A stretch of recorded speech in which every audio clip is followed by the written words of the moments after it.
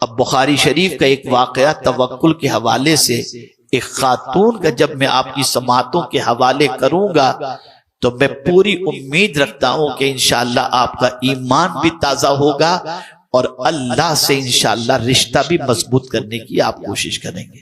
ایک خاتون تھی دیہات کی، سرکار صلی اللہ علیہ وسلم نے ان کے لیے گھر بنوا دیا تھا اور وہ حضور صلی اللہ علیہ وسلم کے گھر کے قریب یعنی مسجد نبوی شریف کے قریب رہا کرتی تھی۔ ایک دن بلکہ اکثر وہ ام المؤمنین حضرت عائشہ صدیقہ رضی اللہ تعالی عنہ کے پاس آیا جایا کرتی۔ وہ بڑی باتونی تھی، بہت بات کرتی رہتی تھی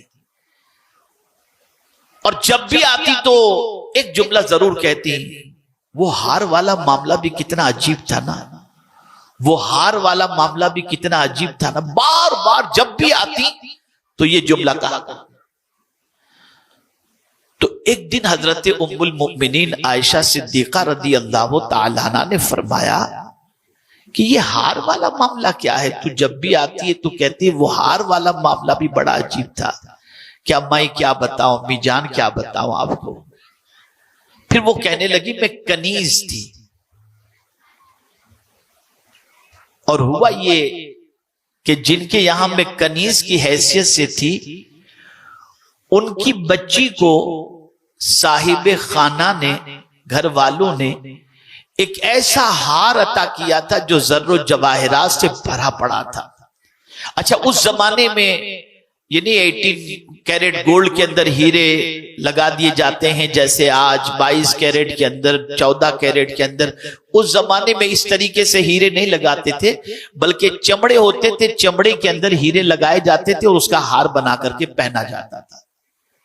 تو ایک سرخ چمڑا تھا، اس سرخ چمڑے کے اندر ہیرے جڑے ہوئے تھے اور وہ گھر والوں نے اپنی بچی کو یہ ہار پہنا رکھا تھا۔ اتفاق سے وہ ہار گرا بچی کے پاس سے یا بچی رکھ دی، اتنے میں ایک چیل آئی اور آ کر کے وہ ہار اٹھا کے لے گئی۔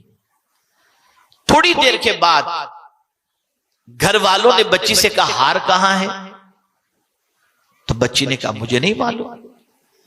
تو آپ جانتے ہیں کہ جب کبھی گھر میں ملازم ہو اور کوئی چیز غائب ہو جائے تو سارا غصہ اور سارا گمان جو ہے وہ اسی کی طرف ہوتا ہے۔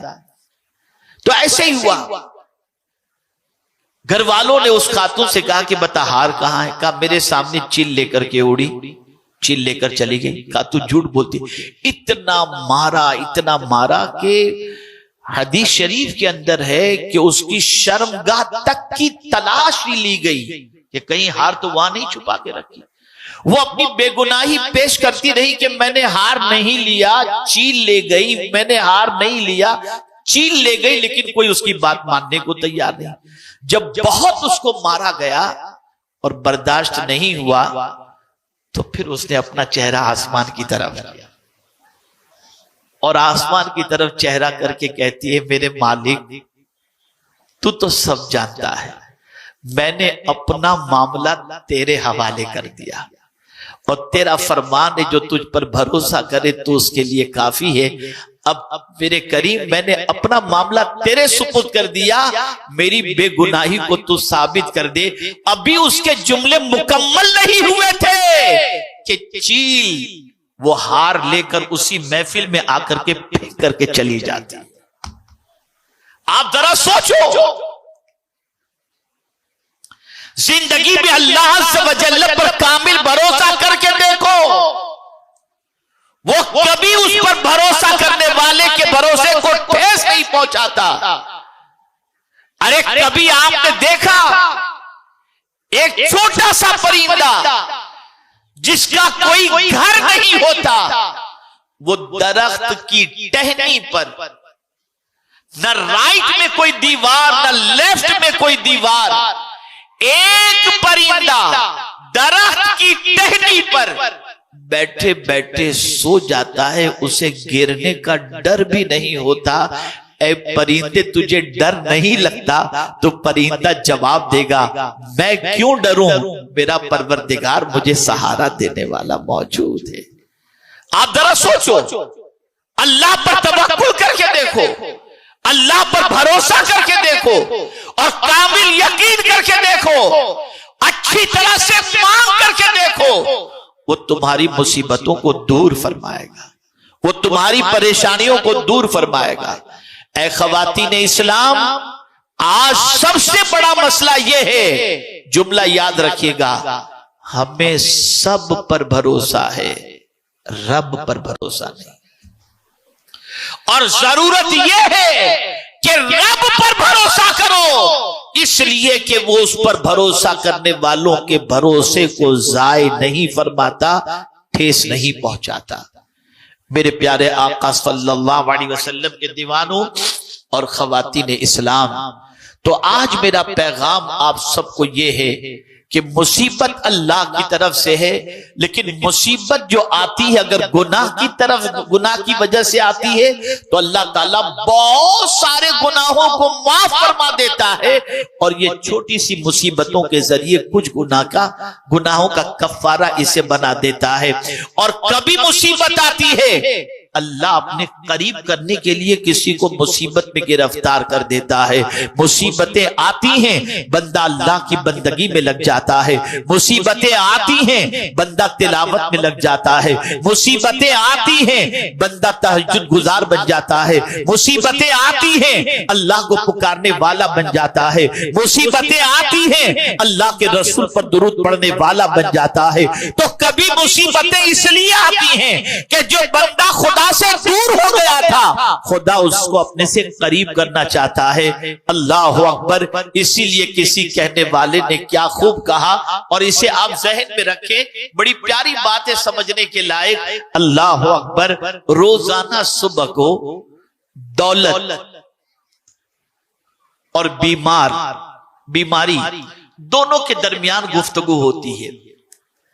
بیماری جو ہے وہ دولت سے کہتی ہے، اے دولت تو کتنی خوش نصیب ہے کہ ہر کوئی تجھے پانا چاہتا ہے۔ اے دولت تو کتنی خوش نصیب ہے کہ ہر کوئی تجھے پانا چاہتا ہے، اور تجھے پانے کے لیے راتوں دن محنت کرتا ہے۔ تو دولت جواب میں بیماری سے کہتی ہے، بیماری تو خوش نصیب ہے۔ کہا کیسے خوش نصیب ہے؟ تو بیماری کو وہ جواب دیتی ہے دولت کہ دیکھ، جب تو کسی کو آتی ہے تو اس کی وجہ سے اس کے گناہ معاف ہو جاتے ہیں یا درجات بلند ہوتے ہیں۔ اللہ اکبر۔ اب اس کے بعد وہ دولت کو کہتی ہے، بیماری دولت سے کہتی ہے، اے دولت تو خوش نصیب ہے کہ تیری حفاظت کا انتظام آدمی کس طریقے سے کرتا ہے۔ تو دولت جواب میں کہتی ہے کہ نہیں، میری حفاظت کا انتظام تو اپنی جگہ پر، لیکن مجھ سے زیادہ تو خوش نصیب ہے۔ اس کے بعد بیماری نے جواب میں کہا، اچھا چل دولت تو یہ بتا میں کیسے خوش نصیب ہوں۔ اب اس جملے کو یاد رکھیے گا جو دولت نے بیماری سے کہا ہے۔ دولت کہتی ہے، میں تو اتنی کم نصیب ہوں، جسے مل جاؤں وہ خدا کو بھول جاتا ہے، اور تو اتنی خوش نصیب ہے کہ جس کو لگ جائے وہ خدا کو یاد کرنے لگ جاتا ہے۔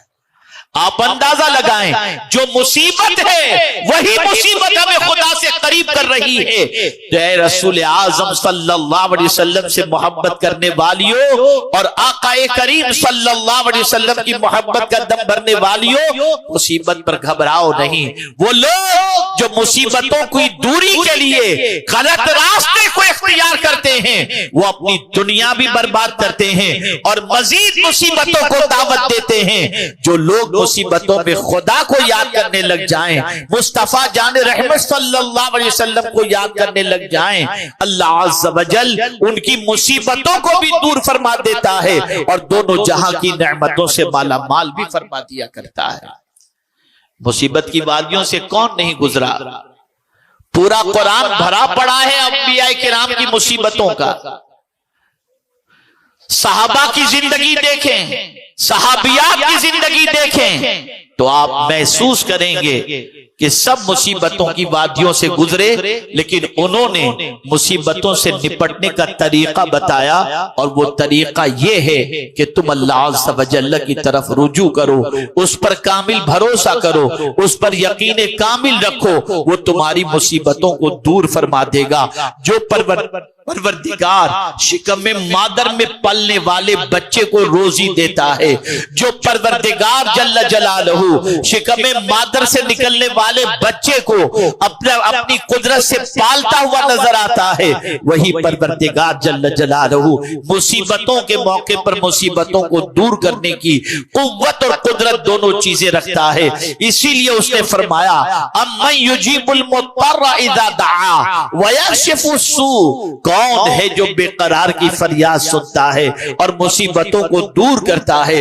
وہ میرا پروردگار ہے، وہ پالنہار حقیقی ہے، وہ معبود برحق ہے۔ اب اس کے لیے دو راستے میں آپ کو بتا دیتا ہوں جو قرآن نے بتائے ہیں۔ قرآن کہتا ہے استعینوا بالصبر والصلاۃ، صبر اور نماز سے مدد طلب کرو۔ دیکھیے رونے دھونے سے، شور شرابے سے، شکایت سے مصیبتیں جانے والی نہیں ہیں، لیکن اگر کوئی صبر کر لیتا ہے، مولا تو ہی اگر اس میں راضی ہے تو ہم اس میں راضی ہیں، اور دامن صبر کو اگر کوئی تھام لے تو اللہ فرماتا ہے اے صبر کرنے والے تو تنہا نہیں ہے، ان اللہ مع الصابرین، کہ بے شک اللہ صبر کرنے والوں کے ساتھ ہے۔ تو اللہ عز و جل صبر کرنے والوں کے ساتھ ہے۔ یہاں سے یہ بات سمجھ میں آئی، جب مصیبت آئے صبر کے دامن کو تھامو، اللہ کی شکایت نہ کرو، اللہ کا شکوہ نہ کرو، اللہ عز و جل کے حوالے سے غلط سلط جملے استعمال نہ کرو، بلکہ دامن صبر کو تھامو۔ اور دوسرا طریقہ یہ بتایا گیا کہ نماز سے مدد طلب کرو۔ وہ کون سی مصیبت ہے جس کے لیے اللہ نے نماز نہیں رکھی؟ اللہ کے رسول صلی اللہ علیہ وسلم نے نماز نہیں رکھی۔ اللہ اکبر! آپ دیکھیں سورج گہن کے موقع پر نماز، چاند گہن کے موقع پر نماز، گناہ ہو جائے تو صلاۃ التوبہ کے اعتبار سے نماز۔ اسی طریقے سے آپ دیکھیں رزق میں تنگی ہے، روزی میں برکت چاہیے تو صلاۃ الاوابین پڑھیں، چاشت پڑھیں، اشراق پڑھیں، یہ ساری نمازیں رکھی گئیں۔ مر جائے کوئی تو نماز جنازہ، خوشی نصیب ہو تو عید کی نماز، یہ ساری چیزیں اسی لیے رکھی گئیں تاکہ اس کے ذریعے بندے کو راحت کی دولت نصیب ہو جائے، اطمینان کی دولت نصیب ہو جائے۔ تو آج میں آپ کو یہ پیغام پیش کروں گا کہ جب کبھی مصیبتوں کے پہاڑ ٹوٹ پڑیں تو گھبرانا نہیں، صبر کے دامن کو تھامنا، اللہ کی شکایت ادھر ادھر مت کرنا۔ وہ پروردگار اگر سارے گناہوں پر پکڑ فرما لے تو ہم بچ نہیں سکتے، یہ تو اس کا کرم ہے کہ بہت سارے گناہ اس نے یوں ہی معاف فرما دیے۔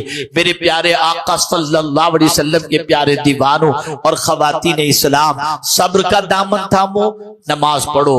اور میرے آقا صلی اللہ علیہ وسلم کے علم میں یہ بات تھی کہ ایک زمانہ آئے گا کہ انگلیوں کے پور سے سارے کام چلتے ہوں گے، اور مرد ہو یا خواتین صرف ان کی انگلیاں چلتی ہوں گی۔ آج آپ دیکھ رہے ہیں انٹرنیٹ کے لیے آپ لیپ ٹاپ لے لیجئے، آئی پیڈ لے لیجئے، موبائل لے لیجئے، انگلیاں ہی چل رہی ہیں۔ اور یاد رکھیں حضور صلی اللہ علیہ وسلم نے، حضرت بصیرہ رضی اللہ تعالیٰ عنہ فرماتی ہیں کہ سرکار صلی اللہ علیہ وسلم نے فرمایا یہ تسبیح جو تم پڑھتی ہو نا، سرکار نے فرمایا اپنی انگلیوں کے پور پہ گنا کرو، اپنی انگلیوں کے پور پر یہ تسبیح کو گنا کرو، اس لیے کہ قیامت کے دن یہ پور گواہی دیں گے۔ اب کیا کر رہی ہو اس کے ذریعے؟ لیپ ٹاپ پر بیٹھ کر یہ انگلیوں کے پور کا جو استعمال کر رہی ہو، اگر گناہ کے اندر تو یہ پور قیامت میں گواہی دیں گے، اور اگر ان انگلیوں پر تم تسبیح گن رہی ہو تو یہ پور قیامت میں اللہ کی تسبیح پر گواہی دیں گی۔ سرکار نے تاکیدن غالباً ابو داؤد شریف کی یہ حدیث ہے، حضور صلی اللہ علیہ وسلم نے یہ ارشاد فرمایا ہے۔ تو خواتین اسلام کہیں بھی رہ کر کے گناہ نہیں کر سکتی، لیپ ٹاپ پر، یوٹیوب پر جا کر، کسی بھی اعتبار سے یہ فنگر جو ہے، اس کا جو پور ہے، اس کا استعمال بھی اگر غلط ہو رہا ہوگا تو یہ بھی کل بروز قیامت گواہی دیں گی۔ اب ایک آخری بات عرض کر کے میں اپنی گفتگو کو ختم کرتا ہوں۔